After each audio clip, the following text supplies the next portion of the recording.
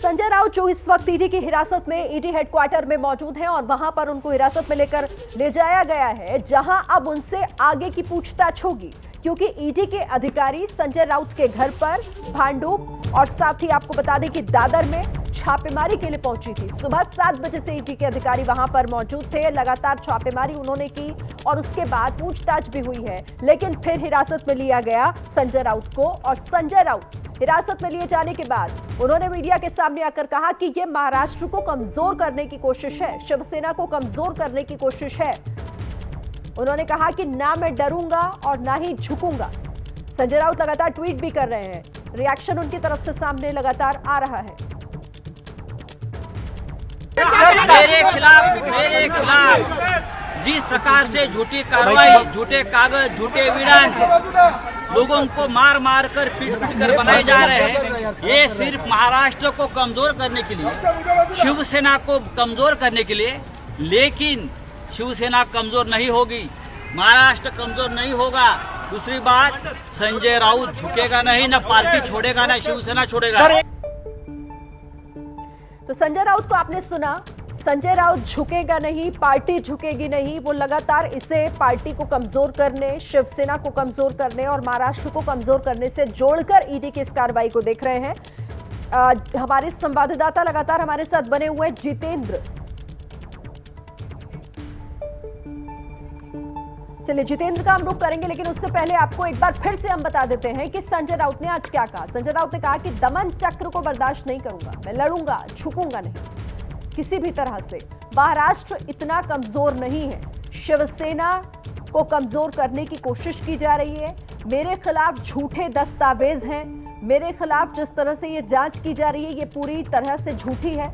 और इसीलिए उन्होंने आज एक नई बात का भी जिक्र किया। उन्होंने कहा कि बीजेपी के 2 नेता उनके संपर्क में थे जो उन पर महाराष्ट्र सरकार को गिराने का दबाव बना रहे थे।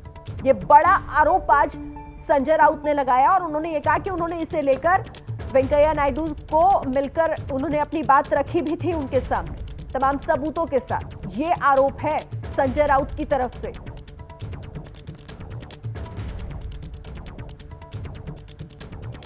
हमारे साथ रौनक कुकड़े भी बने हुए हैं। रौनक, एक बार फिर से आपके पास में आना चाहूंगी। बताइए सबसे पहले तो हलचल क्या है वहां पर? बताइए जा रहा था कि बेटी भी पहुंची है संजय राउत के पास उनसे मिलने के लिए।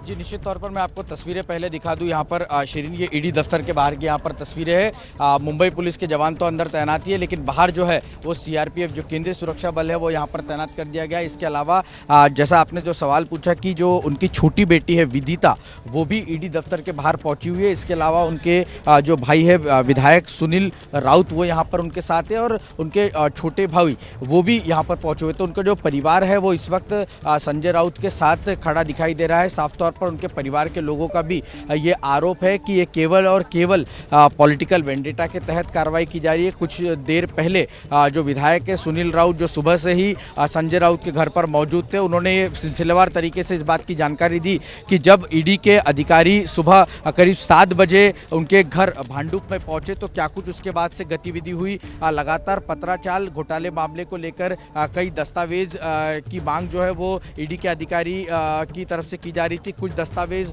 उन्हें मुहैया कराए गए, जबकि कुछ दस्तावेज जो है वो ईडी के अधिकारियों को संजय राउत की तरफ से मुहैया नहीं कराए गए, चूंकि वो दस्तावेज उनके पास नहीं है। लिहाजा हर तरह के जो आरोप लगाए जा रहे थे कि वो कोऑपरेट नहीं कर रहे, सरासर गलत है। हर समय उन्होंने कोऑपरेट किया है, जब भी समझ दिया है। अभी फिलहाल पार्लियामेंट का सेशन चल रहा है, इसीलिए उन्होंने एक एग्जम्पशन मांगा था, लेकिन उनके वकील जो ईडी के दफ्तर पहुंचे हुए थे उन्होंने साफ तौर पर ईडी के अधिकारियों को बताया था कि जिस वक्त पार्लियामेंट का सेशन खत्म हो जाएगा और साफ तौर पर जब उपराष्ट्रपति का चुनाव पूरी तरीके से खत्म हो जाएगा, उसके बाद संजय राउत खुद इस ईडी दफ्तर आकर अपना बयान जो है वो यहाँ पर दर्ज कराने के तैयार है। लेकिन आज सुबह तड़के जिस तरह से लगातार ईडी की टीम बड़े ऑफिसर्स के साथ उनके घर पर पहुंचती है और तमाम डॉक्यूमेंट्स खंगाले जाते हैं, उनका अब जो है स्टेटमेंट रिकॉर्ड करने के लिए उनको दफ्तर पर लाया गया है यहाँ पर ईडी के। जी ठीक है रौनक, आप मेरे साथ रहेगा। जितेंद्र भी मेरे साथ जुड़े हुए हैं। जितेंद्र, क्योंकि इस पूरे मामले में ये बात शुरुआत से कही जाती रही और आज भी जब मीडिया के सामने आए तो संजय राउत ने यही कहा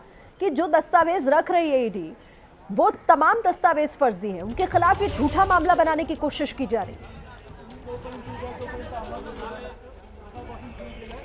जी हाँ, बिल्कुल संजय राउत का यही डिफेंस है कि उनके खिलाफ झूठा मामला बनाया जा रहा है और उन्होंने अपने खिलाफ कार्रवाई को शिवसेना को कमजोर करने की कोशिश के तहत उन्होंने पेश किया है। और उनका यह कहना है कि यह कार्रवाई उनके खिलाफ इसलिए हो रही है क्योंकि वो शिवसेना के नेता हैं और शिवसेना को डैमेज करना है बीजेपी को, इसलिए केंद्रीय एजेंसियों का इस्तेमाल करके ऐसा किया जा रहा है। दूसरी बात जो मैं आपको बताना चाहता हूं कि बीते 6 सालों में इस ईडी दफ्तर में मैंने देखा है कि 4 महाराष्ट्र के बड़े राजनेता यहां पर लाए गए हैं बतौर आरोपी। पहले छगन भुजबल लाए गए थे 2016 में, उसके बाद में 2020 में अनिल देशमुख, उसके बाद नवाब मलिक की गिरफ्तारी हुई और अब संजय राउत। लेकिन संजय राउत की गिरफ्तारी में मैं एक फर्क देख रहा हूं शिरीन, वो यह है कि इनके साथ में ईडी अधिकारी काफी नरमी बरत रहे हैं, इनको काफी सारी छूट दी जा रही है। आमतौर पर ईडी भले ही कोई भी राजनेता हो तो उसको इतनी ज्यादा रियायतें नहीं देती है, लेकिन हमने देखा कि जब ये घर से निकले तो उस वक्त भी इनको इनकी अपनी कार में यहां आने का मौका दिया गया। वो वहां पर कार्यकर्ताओं को उन्होंने वेव किया, कार्यकर्ताओं के साथ में इंटरेक्शन किया।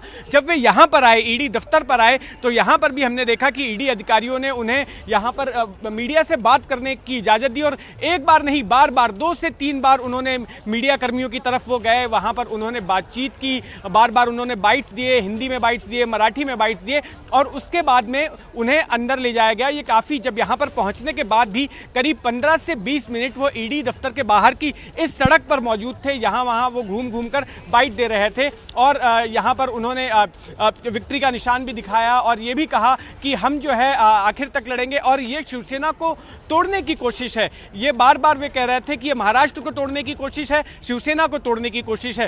तो इस लड़ाई को, इस कानूनी कार्रवाई को संजय राउत जो है ये बताकर पेश कर रहे हैं कि ये शिवसेना के खिलाफ साजिश के तहत उनको गिरफ्तार किया गया है, उनको हिरासत में लिया गया है, जो भी ये कार्रवाई हो रही है। अब मैं आपको बता दूं कि आगे इस मामले में क्या कुछ हो सकता है। आगे या तो आज शाम को या फिर कल के दिन जो है इन्हें मेडिकल के लिए अस्पताल ले जाया जा सकता है। आमतौर पर ईडी अपने आरोपियों को जे अस्पताल ले जाती है मेडिकल के लिए और उसके बाद कल दोपहर तक यहीं पे पास में सेशंस कोर्ट के प्रेमाइसेस में पीएमएलए कोर्ट है, ईडी का कोर्ट है, वहां पर उन्हें पेश किया जा सकता है, जहां पर ईडी के अधिकारी उनकी रिमांड मांगेंगे। ये हैं शर्मा जी, जो रात का खाना और देश दुनिया की सुर्खियां दोनों लेते हैं सुमित अवस्थी के साथ। अब ये हैं इनके पड़ोसी बैनर्जी साहब। मिष्टी दोई खाते खाते पूरा बंगाल जान लेते हैं सुमन दे के साथ। इनकी तरह आप भी देखें अपने फेवरेट न्यूज एंकर को एक ही ऐप पर और डाउनलोड कीजिए एबीपी लाइव ऐप अपने स्मार्ट टीवी पर।